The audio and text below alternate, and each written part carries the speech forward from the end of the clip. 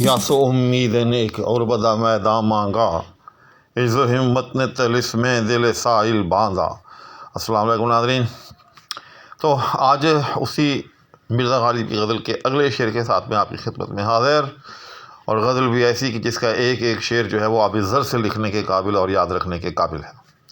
چنانچہ آج کا شعر، یا سو امید نے ایک اور بدا میدان مانگا، عز و ہمت نے طلسم دل سائل باندھا۔ تو ہمیشہ کی طرح سب سے پہلے اس کے اندر موجود مشکل الفاظ یاس مایوسی کو کہتے ہیں، اور یہ لفظ بیسیکلی عربی زبان کا لفظ ہے، اور ہمارے ہاں اردو میں بھی مایوس کے معنی میں مستعمل ہے مفعول کے وزن پر، اور اسی سے یہ یاس بھی ہے۔ تو یہ مایوسی امید کی ضد ہوتی ہے۔ اس کے بعد اگلے لفظ ہے اربدا، اربدا میدان مانگا۔ اربدا یہ فارسی کا لفظ ہے، اس کے معنی ہوتی ہیں لڑائی، جنگ و جدل، ٹھیک۔ تو پورے مصرے کے معنی کیا ہو گئے؟ یا سو امید نے ایک اور بدا میدان مانگا، یعنی مایوسی اور امید نے مل کر ایک میدان جنگ مانگا۔ عز و ہمت نے طلسم دل سائل باندھا۔ پہلے اس کے بھی معنی کر لیں، پھر مجموعی طور پر ملا کر جو ہے شعر کی تشریح کی جائے گی۔ عجز یہ بھی اسی طرح سے ہمت کی ضد ہے، جس طرح سے پہلے یاس اور امید باہم متضاد الفاظ ہیں، اسی طرح سے عجز اور ہمت یہ بھی باہم متضاد ہیں۔ ہمت یعنی انسان کے اندر کچھ کرنے کی لگن، کچھ کرنے کا جوش، جبکہ عجز اس کی ضد ہے کہ انسان جو ہے عاجز آ جائے، انسان سے کچھ بن نہ پڑے۔ طلسم دل سائل، یہ پوری ترکیب کا معنی ہوا سائل کے دل کا طلسم۔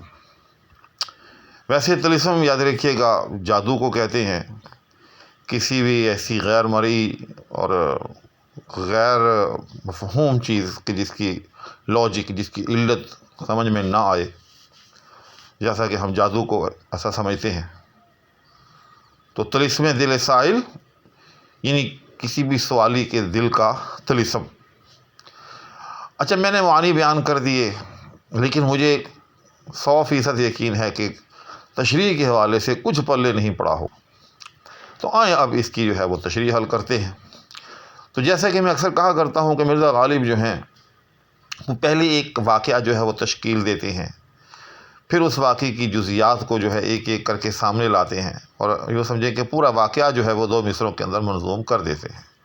تو یہاں بھی کچھ ایسی ہی کیفیت ہے۔ اس کیفیت کا منظرنامہ یہ ہے کہ آپ نے وہ ایک مشہور گانا ہے فلموں کا، وہ سنا ہوگا، ملو نہ تم تو ہم گھبرائیں، ملو تو آنکھ چرائیں، ہمیں کیا ہو گیا ہے۔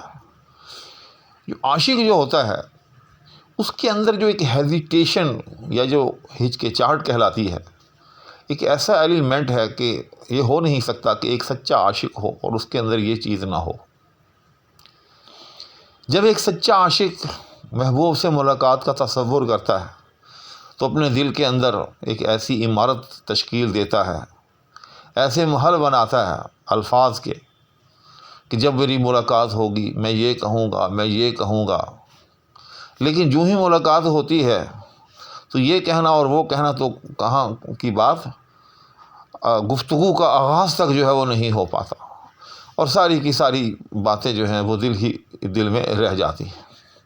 چنانچہ اس شعر میں بھی غالب نے دراصل ایک سچے عاشق کی جو قلبی کیفیت یا ایک قلبی واردات جو ہوتی ہے اس کو جو ہے بڑی خوبصورتی کے ساتھ بیان کیا۔ اب وہ کیسے بیان کیا ہے، تو اس کو یوں کریں کہ آپ دوسرے مصرے کو پہلے سمجھیں۔ تو دوسرا مصرع ہے، عز و ہمت نے طلسم دل سائل باندھا۔ سائل سوال کرنے والا، سچا عاشق کہ جس کے دل میں طرح طرح کے مطالبات، طرح طرح کے یوں سمجھیں کہ حجابات موجود ہیں، اور جو اس بات کے متقاضی ہیں کہ جب بھی معشوق سے ملاقات ہوگی تو میں یوں کہوں گا اور یوں کہوں گا اور یہ کہوں گا اور وہ کہوں گا۔ اس کو غالب نے کہا طلسم دل سائل، کہ سائل کے دل کے اندر وہ جو ایک غیر مرئی چیزیں ہیں، جس طرح سے جادو ہوتا ہے، طلسم جس کو کہتے ہیں، کہ وہ ہے بھی اور نہیں بھی، ہے اس اعتبار سے کہ وہ بظاہر نظر آ رہا ہے، اور نہیں اس اعتبار سے ہے کہ اس کی اپنی کوئی حقیقت نہیں ہے۔ تو بس عاشق کے دل کی بھی کچھ ایسی ہی کیفیت ہے کہ وہ جب اپنی خواہشات کو دیکھتا ہے تو اس کو ان کے وجود پر یقین ہوتا ہے کہ واقعی یہ سب کے سب خواہشات جو ہیں موجود ہیں اور یہ پوری ہونی چاہیے۔ لیکن جب وہ اپنے محبوب کا رویہ دیکھتا ہے تو پھر وہ یہ یقین کرنے پر بھی مجبور ہوتا ہے کہ یہ ساری کی ساری عمارت تو ایک خیالی عمارت ہے، ایسا تو کچھ بھی نہیں ہو پائے گا۔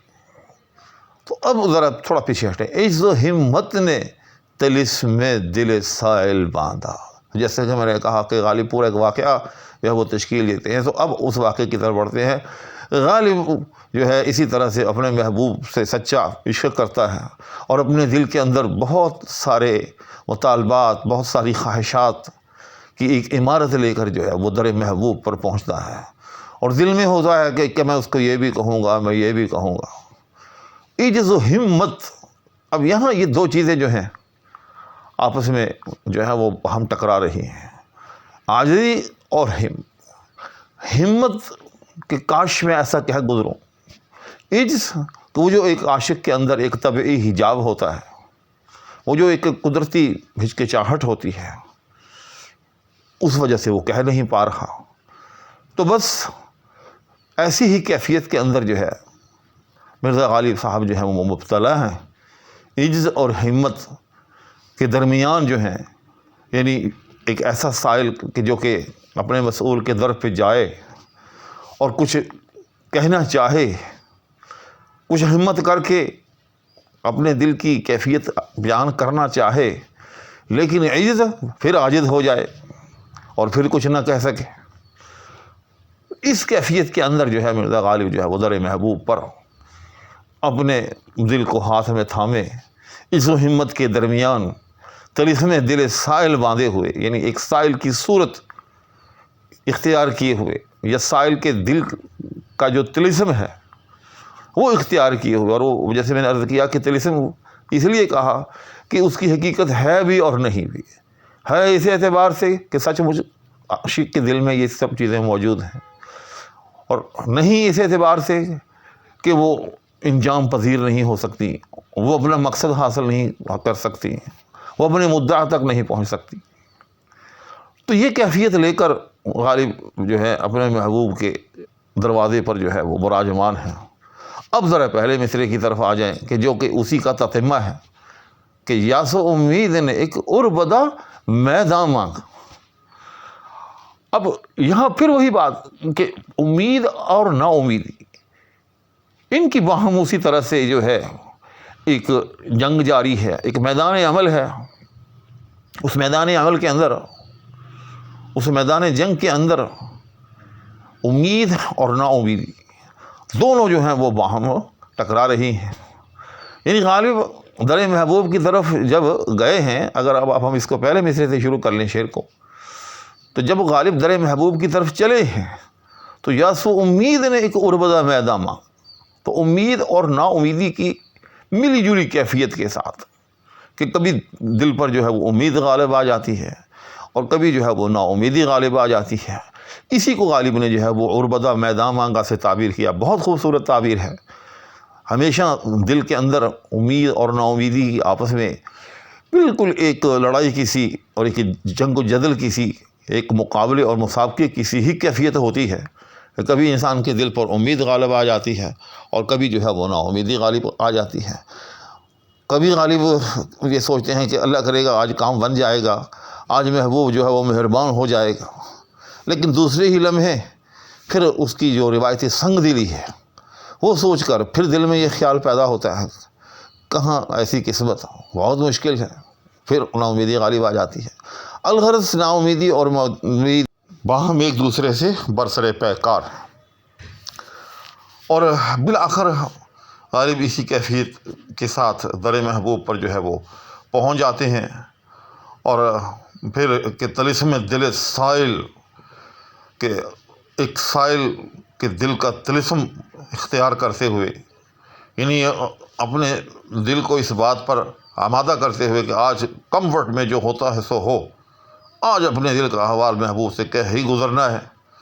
عجز و ہمت میں پھر جو ہے ان کے درمیان پھنس جاتے ہیں کہ کبھی ہمت غالب آتی ہے کہ میں کچھ کہہ گزروں، لیکن پھر دوسرے علم میں عجز جو ہے وہ غالب آ نکلتا ہے کہ یہ بات نہیں بنتی۔ الغرض غالب انہی کیفیات کے ساتھ، یعنی امید، نا امیدی اور عجز اور ہمت، انہی چاروں کیفیتوں کے درمیان اپنے دل کو جو سمجھیں کہ ایک مصیبت در مصیبت میں مبتلا کرتے ہوئے در محبوب سے غالب جو ہے، اب آگے یہ بتایا نہیں شعر کے اندر کہ کیا ناکام لوٹے ہیں یا وہاں سے کامیاب لوٹے ہیں، لیکن یہ ضرور بتا گئے مرزا غالب اس شعر کے اندر کہ ایک سچے عاشق کی در محبوب پر کیا کیفیت ہوتی ہے، اور اس کیفیت کو 4 ایلیمنٹس کے اندر، یعنی کہ یاس، امید، عجز اور ہمت، ان چاروں کے درمیان بڑی خوبصورتی کے ساتھ جو ہے وہ بیان کیا ہے۔ اس کے بعد اگلا شعر ہے، لیکن یہ کیا ویڈیو بہت طویل ہو گئی، تو اگلے شعر کے ساتھ انشاءاللہ اگلی ویڈیو میں حاضری دوں گا۔ اس وقت تک فقیر آپ سے دعاؤں کی درخواست کے ہمراہ اور آپ کے لیے ڈھیروں دعاؤں کے ساتھ اجازت چاہے گا۔ اللہ حافظ۔